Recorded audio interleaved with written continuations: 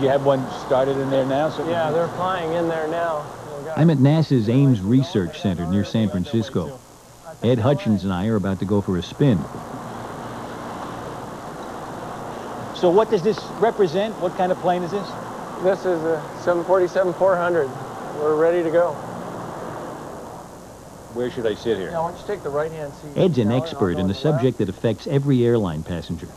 Computerized flying. Cramped. Is it this tight in a real 747? All the dimensions are the same. Right. And use that. To see what the computers do, I'm going to try flying this simulator without their help. When I say rotate, you will ease back on this yoke. You'll come back about 3 inches, and that's going to lift the nose of the airplane off the runway. NASA 2001, the wind is calm, you're cleared for takeoff. Thrust. We're moving. Yeah. And there we go. We're getting takeoff thrust. And rotate, Alan. Bring the yoke back. What? Rotate already? Yeah, rotate already. You're doing fine. Doing fine. No, that's good. Positive rate. Gear coming up.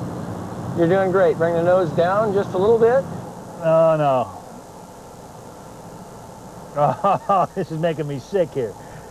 We're still flying, but now here's San Francisco International ahead. God, I hope we don't land in the water. I don't like that. Sink rate. What? Sink rate? Sink rate. Yeah, you're descending too fast. Oh, pull up, pulling up. Pull up. Pull up. I don't like this. Sink rate. All right. Now you can see you got 2 runways there. I'll take either one or between them. You mean I got to look at it by sight and pick the runway? Yeah, this would be a good Light time to start thinking about doing Sink it by rate. eyeball. Sink rate. Pull up. Pulling up. Pull up. Pulling up. Pull up. Sink rate. Now push forward a little bit. We got to get down to it. Good, good. There's the runway. Now just put us on that runway. Push Oh, forward. sure. Easy for you to say. I'm too far up. I got to go down. Oh, I'm going down nose first. Oh, I don't. Got to go down a little more. Too much. There you go. Oh, I think I'm crashing. No, you're on it. You're on 10. it. Perfect. Well, get the wings level. I crashed. That's the red means we're dead. We're dead. Yeah. What did I do wrong? After a miraculous recovery, we go around again. This time with all the automation switched on. 25 planned, 25 indicated.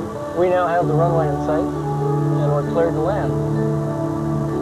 At this point, I was flopping my wings all over the place. This is nice and smooth here. Yeah. How close are we? 50. Oh, thank you. 30. I see. 10. It's moving, yeah. Touchdown. Pull the reverse levers up. A perfect landing. Modern jetliners are all highly automated. Computers operate the controls, run the engines, navigate the route, and make the landing. Overall, these kinds of planes are far safer than the old manual types. But automation brings problems of its own. The crew of this Airbus thought the computer would protect the plane. The computer thought they were landing.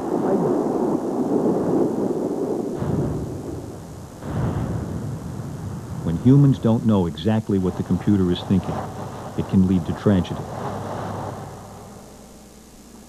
Engineers like John Hansman at MIT call it mode confusion, and it begins right here with the cockpit instrument displays. This one from a 747 works fine. The purple line maps the course that the computer will automatically fly through these star-shaped waypoints. That's called navigation mode. Or the pilot can select heading mode and have the plane simply fly in a set direction represented by this dashed line. Mode confusion is possible, but not serious in this case. Even if the pilot were to forget that he or she was in heading mode here, it's not a very severe case because once you flew by the turn point or waypoint, you would see in the map in front of you that in fact you weren't going the way you thought. So you could very quickly catch that error and correct it. In contrast, here are the controls for what's called vertical navigation, going up or down. The computer can seek a particular altitude, hold at a given height, or climb or descend at a set rate. But there's no simple visual display of what the plane's doing. It's all knobs and numbers. In the winter of 1988, it was knobs and numbers that got one of these planes into trouble. An Airbus A320 flew into a mountain on a night approach to Strasbourg, France, with major loss of life. Just before the crash, shifting winds had led controllers to switch the plane from the normal runway to a secondary, which has no electronic landing aids. So now the pilots had to fly a standard procedure called a non-precision approach. In the non-precision approach, what you do is you fly level until you reach a certain distance from the airport, and then you basically descend in a series of steps. The pilots knew that a descent angle of 3.2 degrees would line them up correctly with the steps clearing the mountains. So now they had to program that angle into the computer. The way you would do this would be you would enter 3.2 degrees in the flight control unit by turning this knob we've simulated here and pulling that knob out. But the knob does two things. Depending on the position of this button here, it either controls descent angle in degrees or speed of descent in feet per minute. 3.2 degrees is displayed like this, with a period. But 3,200 feet per minute is displayed like this. The only difference is the dot. On that night, the pilots thought they'd set 3.2 degrees, but in fact had called for a 3,200 feet per minute descent. So they descended at 3,200 feet per minute, which is a much steeper angle than 3.2 degrees, and descended them basically into the mountain short of the runway. Clearly, the flight crew made the mistake. They flew the airplane in the wrong mode and flew the airplane into the ground. On the other hand, this is a case of what we would call poor human factors engineering, in that the same knob and same display was used for those two modes. After the Strasbourg crash, Airbus improved the display in the A320. But the task of improving communications between pilots and their computers isn't complete. Mode confusion led to the crash of this Indian Airlines Airbus. And incidents of mode confusion are reported with all makes of planes. We're on our way towards Boston, and at some point here we're going to have to start to descend to get into Boston. Here's a typical example. We're heading toward a waypoint called Milt. It's the town of Milton. ASL 123, descend maintain flight level 190 by Milt. Okay, the air traffic controllers just told us that we have to descend to 19,000. John Hansman dials in the new altitude, then tells the computer to stop holding at our cruise height and start descending at a particular rate. He dials in the rate that will get us down to 19,000 at Milt. We start to descend. Here's the altitude dropping through 34,000. So far, so good. But we're just about to get into trouble.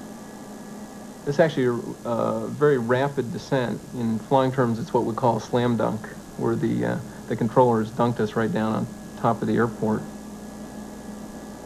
As our plane drops down, it naturally speeds up. Here's our speed displayed as we approach 330 miles an hour. Watch what happens. At 330, the computer reacts. Let's see that again, just as the speed gets up to 330. Did you get it? One more time. Watch the box at the top right. As we hit 330 miles an hour, the computer automatically goes into high-speed protect mode. That levels the plane out to keep our speed within the safe range. But now we're going to come in above our assigned altitude, maybe where there's other traffic, and we might not have noticed. Most pilots will catch that type of situation very quickly and will in fact anticipate that the airplane would switch modes. The issue really comes in more complicated real-world situations where you're not just sitting looking at the screen, but in fact you're maybe trying to get weather information. You may be dealing with a passenger in the back having a problem. You may be worried about fuel or things like that. John Hansman is developing a new cockpit instrument to help pilots understand the vertical situation. In the descent to Milt, for instance, his new instrument alerts the pilot that the plane will automatically ease up in the descent, and that it will be too high when we reach Milt. It's generally agreed that automated cockpits need this kind of vertical display. Compared to the old days, computers have made flying a lot safer. But they've also made being a pilot a different kind of job. It used to be that if you were very good and smooth on the stick, you were a safer pilot. Nowadays, safe pilots are pilots who really know how to manage the systems and manage the automation. Let's go back and follow.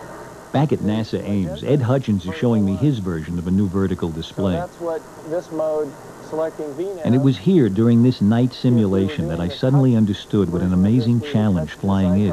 I've been in the cockpit of a plane once or twice because the pilot invited me up. It was always in the daylight. Right. And this is the first time I get a sensation of what it must be like for a pilot to fly through this inky darkness. Yeah. And I realize how totally dependent you are Yeah. on all this information here. There's nothing no possible way, is there, to guide yourself visually? No. Automation has made flying safer. And to make automation safer, pilots and their computers are learning to understand each other better.